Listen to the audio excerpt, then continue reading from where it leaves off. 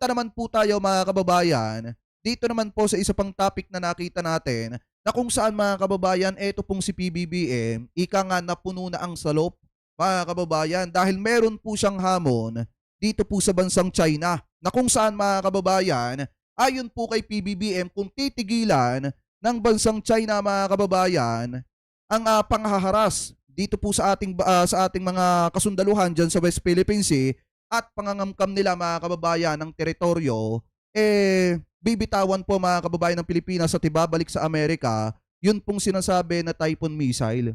Ano po, so ngayon, pakinggan po natin mga kababayan, eto pong nakita nating balita galing po dito sa UNTV ulit. I-play na po natin. Well, I don't understand the comments on the Typhoon missile system. We don't make any comments on their missile systems, and their missile systems are 1,000 times more powerful than what we have. So I don't understand. You know, it's... Kasi di ba nagsalita mga kababayan si Mauning noong nakaraan na kung saan delikado daw etong Typhoon missile system na ito, ano po para dun sa mga kapitbahay natin ng mga bansa at isa na sila sa maapektuhan nito mga kababayan. So ngayon, dahil po dyan, yung mga pro-China nag-ingay na nag-ingay at kung saan mga kababayan sinasabi nila na makipag-usap na lamang daw po ang Pilipinas dito daw po sa China. Ano po para daw po matigil na eto pong sigalot na ito at ibalik na lamang daw po mga kababayan etong Typhoon missile system na ito dahil masyado daw pong delikado ito. So ngayon, ang hamon ng presidente dito mga kababayan, itigil nila ang pag-angke ng mga teritoryo natin at panghaharas sa mga Pilipino sa West Philippine Sea, ibabalik ng presidente sa Amerika yung Typhoon missile system mga kababayan. Ano po, so ngayon ipagpatuloy pa natin. Let's make a deal with China. Stop claiming our territory. Stop harassing our fishermen and let them have a living. Stop ramming our boats. Stop water cannoning our people. Stop firing lasers at us. And stop. Eto ba? Eto ba yung sinasabi nila mga kababayan na bangag na presidente? Ayan no. Kita nyo kung paano ipagtanggol yung teritoryo po natin. Sana mga kababayan sa totoo lang, sana mapakinggan natin etong mga ganitong klase ng salita sa ating vice presidente. Mga kababayan, kasi eto, tingnan nyo kung gaano katapang ni PBBM dyan. Mga kababayan, kaya niyang makipag-deal sa China. Tigilan nila ang panghaharas, pangaangkin ng teritoryo ng Pilipinas at pangwawater cannon sa mga kababayan po nating Pilipinong sundalo dyan sa West Philippine Sea. At pagtrato nila ng mali doon sa mga mangingisda natin dyan sa West Philippine Sea mga kababayan. At yung ginugusto ng China na ibalik sa Amerika, yung Typhoon system missile mga kababayan or yung Typhoon missile system, ibabalik ng presidente. Basta makipagkasundo lang ang China mga kababayan. Ano po para sa ikagaganda ng bansang Pilipinas at ikatatahimik ng magkabilang bansa. Ano po ngayon ipagpatuloy pa natin? Your aggressive and coercive behavior, and I'll return the Typhoon missiles. Di ba? Tigil nila yung ginagawa nila, babalik ko lahat yan. Thank you. Thank you. Salamat, sir. O kita nyo, mga kababayan, sana ganyan ang ginawa dati ni Duterte. Sana ganyan mga kababayan ang ginawa dati ni Digong nung mga panahon na nakikipag-usap sila kay Xi Jinping, nung sinabi ni Xi Jinping na kapag ipinagpatuloy ng Pilipinas sa mga kababayan yung mga aktibidades sa West Philippine Sea, ay masisira yung pagkakaibigan nila ni Duterte. Sana mga kababayan, ganito ang sinabi mismo ni Digong. Sana dinipensahan niya pa rin yung teritoryo po natin, hindi yung ang isasagot niya, ano po ang nasa isip nyo, Mr. President? Presidente ka ng Republika ng Pilipinas tapos nagmamakaawa ka sa ibang presidente. 'Di ba? Ipinapakita mo lang na takot ka.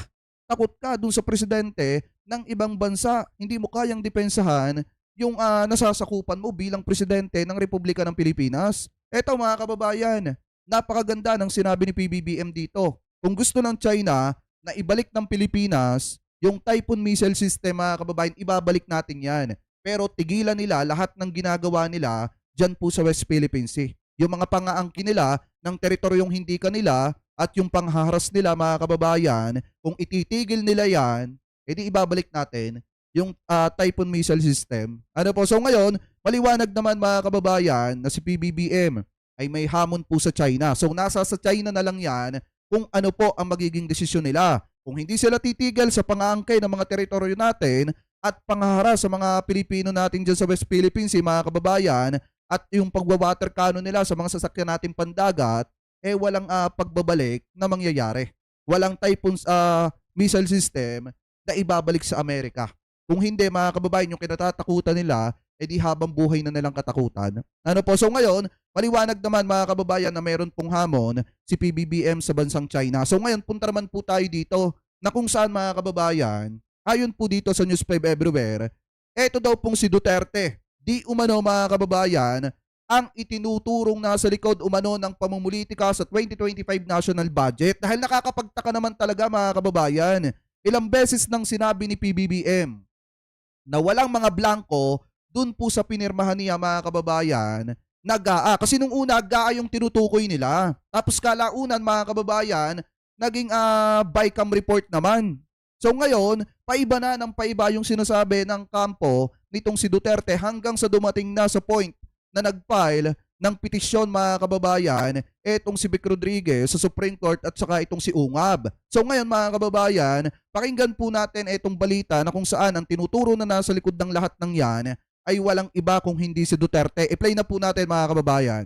Pinupolitika raw at tila hino-hostage ang 2025 national budget. Kasunod ng petisyong iniklara itong unconstitutional at ang itinuturong nasa likod ng pamumulitika ang mga Duterte raw. Nasa frontline ng balitang yan, si Marian Enrique. Kasi alam nyo ba mga kababayan, pag napawalang bisa yung 2025 national budget na yan, at ang susundin ay yung 2024 national budget mga kababayan, mapapabalik yung 2 bilyong mahigit na budget ng opisina ni Sara Duterte. Or di kaya naman mga kababayan, ang isa nilang gagawin dito, ididiin nila ng ididiin sa isipan ng taong bayan na labag sa batas yung ginawa ni PBBM na pagpirma dun po sa national budget for 2025 at pwedeng ma-impeach etong si PBBM. Yan yung gagawin nila dyan mga kababayan. Kaya nga kung titingnan ninyo, diba na iba na yung tono pagdating sa usapin ng impeachment. Ngayon, ang isinisigaw na ng mga DD-shit, dapat daw ma-impeach etong si PBBM. At biglang na wala mga kababayan, namatay yung usapin ng impeachment for Sara Duterte. At nabago na ang isinisigaw nila at naging impeachment for PBBM naman. Diba? So ngayon, ipagpatuloy pa natin. Enriquez. Kung si House Appropriations Committee Vice Chairperson Zia Alonto Adyong ang tatanungin, obvious kung sino ang nasa likod ng pagpapaputok sa issue ng national budget. Kasi kung titingnan mo rin kung who are the people behind the filing of the questioning the budget before the Supreme Court, they are all well connected with the Duterte. Nitong Lunes, naghain ng petisyon sina Davao City 3rd District Representative Isidro Ungab at dating... Eto mga kababayan, sa totoo lang, etong si Vic Rodriguez, alam nyo, sa totoo lang, sayang siya. Bakit mga kababayan? Kasi siguro nung nakatikim siya ng kapangyarihan, nung ginawa siyang ES, ni PBBM, akala niya hindi na siya mapapaalis sa pwesto mga kababayan. Pero ang nangyari, syempre hindi naman maikakaila na di umano, may mga kapalpakan din siyang nawala kaya nawala siya sa administrasyon. At dahil dyan mga kababayan, bigla siyang kumabig sa mga Duterte at bigla siyang kumapit doon. At ngayon, isa na po siya mga kababayan sa talagang matindi na kumikritiko kay PBBM sa pamamahala niya. Alam niyo, sa totoo lang mga kababayan, kung matatandaan niyo, di ba nung nakaraang araw nagsalita ang presidente na kaya nang gagalaite yung mga yan kasi hindi na ibigay yung gusto ng mga yan. Hindi nila makuha sa presidente yung gusto po nilang mangyari mga kababayan, hindi masunod yung ginugusto ng mga yan. Kaya ganyan, kahit pa dating kasamahan ni PBBM, ngayon ang trato kay PBBM, kaaway. Kasi nga mas iniisip ng presidente ang kapakanan ng mamamayan kaysa kapakanan ng mga ito na ganid sa kapangyarihan. So ngayon, ipagpatuloy pa natin. Executive Secretary Vic Rodriguez sa Korte Suprema para ipadeklarang unconstitutional ang 2025 national budget. Sina Ungab at Rodriguez ang kasama ni dating Pangulong Rodrigo Duterte sa isang programa kung saan unang inungkat ang BICAM report. Ayon kay Adyong, pinupolitika ang budget at tila hino-hostage ang pondo ng bayan. Tama. Nauna nang iginit ni Acting House Appropriations Chairperson Stella Kimbo na napagkasundoan na ng mga miyembro ng BICAM ang halaga ng blankong items. Ang tanging ginawa na lang ay nilagay ang mga numerong ito sa BICAM report.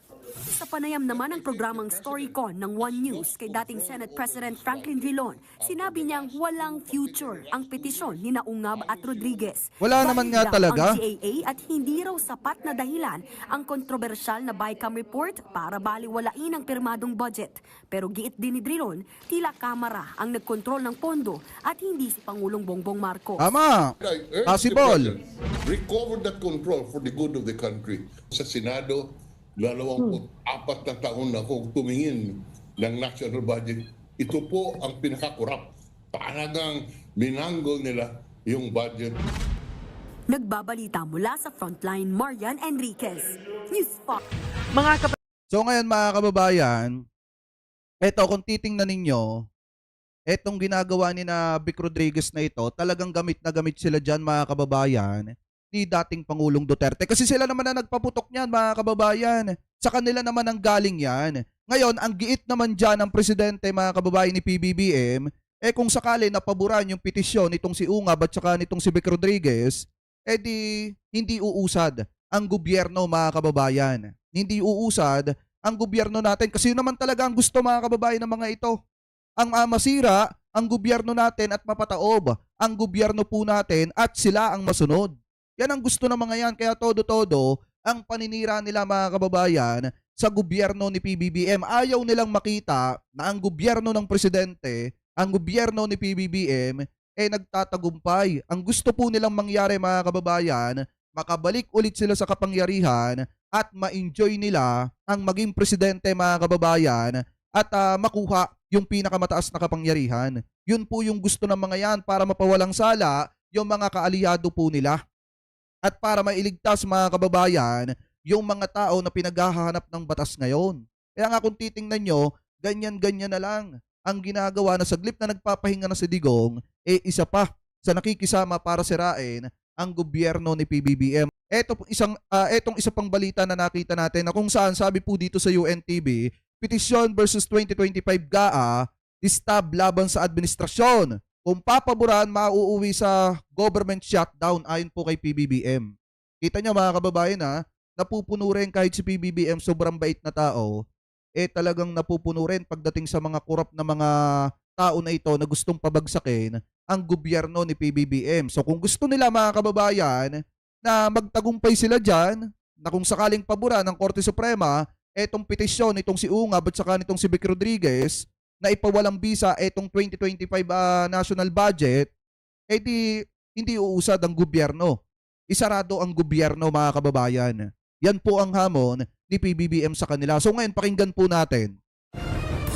Pero just in case lang, sir, na pumabor, not in favor of the admin, yung decision ng Supreme Court, meron po ba tayong contingency? No, we shut down everything. Oh. I guess that's what they want. They want the government to cease working. So yung matuloy yung kanilang mga destabilization na ginagawa. Walang contingency plan ang pamahalaan sakaling paboran ng Korte Suprema ang petisyon laban sa 2025 General Appropriations Act. Ito ang pahayag ni Pangulong Ferdinand Marcos Jr. sa tanong. Ngayon mga kababayan, pag hindi umusad ang gobyerno, sino ang sisisihin ng taong bayan? Alangan naman si PBBM mga kababayan. Syempre, etong mga kritikong ito ng presidente mga kababayan ang sisihin ninyo. Kasi hindi makamove on si Duterte na hindi na siya presidente, na wala na siya sa kapangyarihan. Gustong-gusto pang bumalik sa kapangyarihan mga kababayan. Kaya kahit yung tao ay nakaupo na, etong si PBBM, gusto pa nilang patalsikin at ngayon ginagawa nila ng kung ano-anong mga kontrobersiya para mapatalsik nila sa posisyon at makabalik po sila. So ngayon, sino ang sisisihin ng taong bayan pag hindi umusad ang gobyerno? Siyempre, tandaan nyo ang mga mukhang to. Mga kababayan, hindi ko kayo hinihikayat na manggulo. Ang sa akin lang, pagka ang gobyerno ay bumagsak at bumagsak ang bansang Pilipinas, wala kayong ibang dapat sisisihin at hahabulin kung hindi etong mga taong ito na ganid at sakim sa kapangyarihan na gustong pabagsakin ang gobyerno. Na nagpapagamit sila dun sa mga tao na atat na mapaupo sa gobyerno, mga kababayan. Atat na mapabagsak si PBBM para maging presidente yung gusto nilang ilagay. Ano po, na kung saan wala namang kaalam-alam sa pagiging isang presidente. Ano po, ipagpatuloy pa natin.